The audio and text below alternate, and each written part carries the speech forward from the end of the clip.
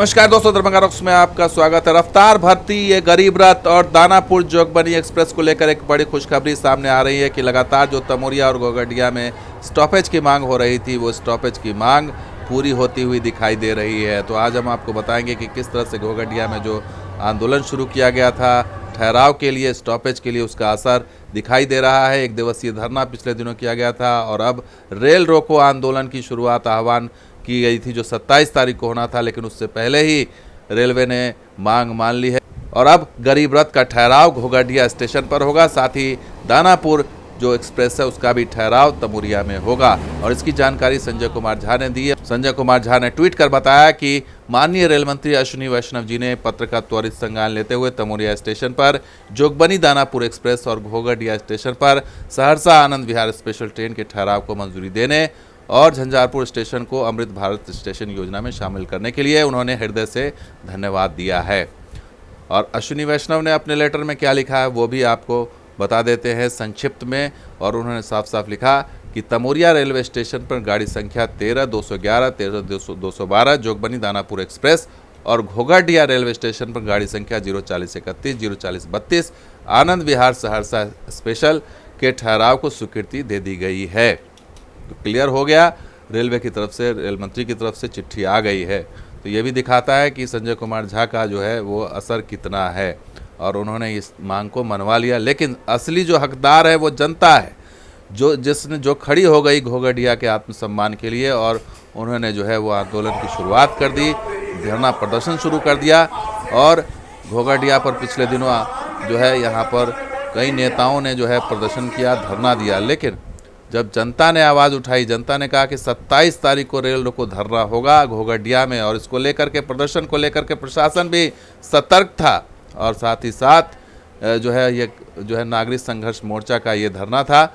तो ये धरना प्रदर्शन की जिम्मेदारी आम लोगों ने ले ली थी। आम लोग खड़े हो गए थे कि ये घोघडिया के साथ क्या हो रहा है, क्यों अन्याय किया जा रहा है। और इस तरह से आह्वान किया गया था रेल रोको अभियान का कि घोघडिया रेलवे स्टेशन पर अंतर्राज्यीय ट्रेनों के ठहराव हेतु दिनांक 27/9/2024 यानी कल ही समय सुबह 10:30 बजे दिन में विशाल धरना प्रदर्शन और रेल रोको अभियान में तमाम क्षेत्रवासियों को आने के लिए कहा गया था। और ये फुलपरास विधानसभा क्षेत्र के लोग यानी नेताओं का इसमें कोई भागीदारी नहीं की गई थी। आम लोग इसमें जुटे थे, सिविल सोसाइटी इसमें जुटी थी। अगर हमर सबके मांग नहीं मानै छै तो 27 तारीख को सेहो आयोजन कयल गेल है, विशाल धरना प्रदर्शन आ संगे रेल रोको अभियान। तो एक मांग पूरी हुई, गरीब रथ एक्सप्रेस का ठहराव घोघडिया में होगा, लेकिन अभी भी कटिहार अमृतसर एक्सप्रेस का ठहराव यहाँ पर नहीं है।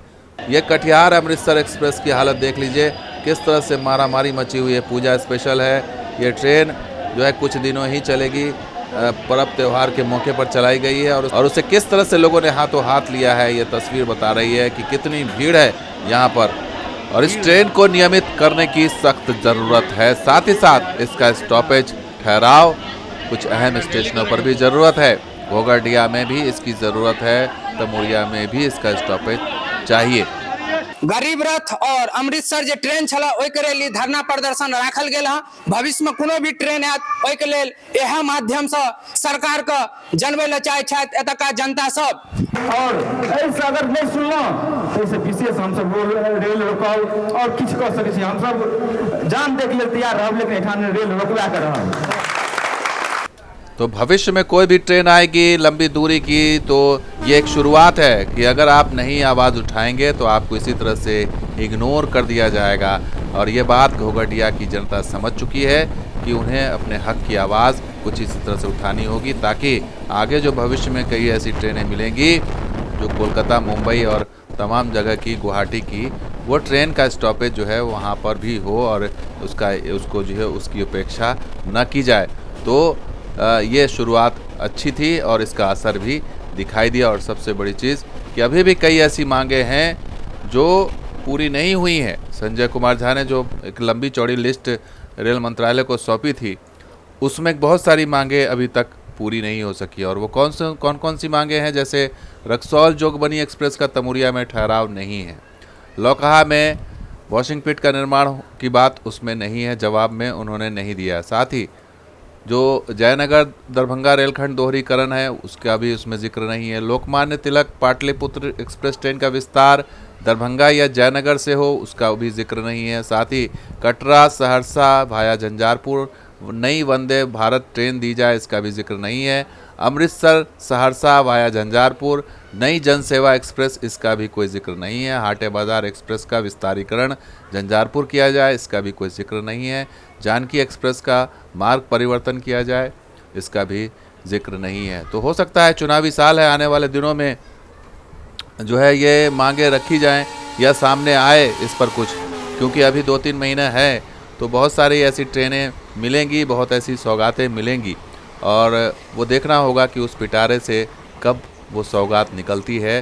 तो मांग का लंबा पिटारा तो संजय कुमार झा ने रखा था, उसमें 1-2 मांगे पूरी हो गई हैं, 2-3 मांगे, लेकिन अब देखना होगा कि आने वाले दिनों में और कितनी मांगे पूरी होती हैं। साथ ही साथ एक अच्छी चीज़ यह है कि घोघटिया को अब दिल्ली का सफ़र के लिए ना तो झंझारपुर जाना पड़ेगा और ना ही निर्मली जाना पड़ेगा, इसलिए उनको अब वहीं पर ट्रेन मिल जाएगी।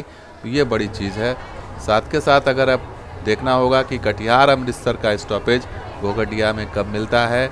अगर इसी तरह से प्रेशर बना रहा तो इसका भी स्टॉपेज ज़रूर मिलेगा। तो दोस्तों ये वीडियो कैसा लगा ज़रूर लाइक कीजिए, शेयर कीजिए, हमारे सब्सक्राइब कीजिए। कुछ और वीडियो के साथ हाजिर होंगे। अब देखते हैं दरभंगा रॉक्स। शुक्रिया, धन्यवाद। जय हिंद, जय बिहार, जय मिथिला।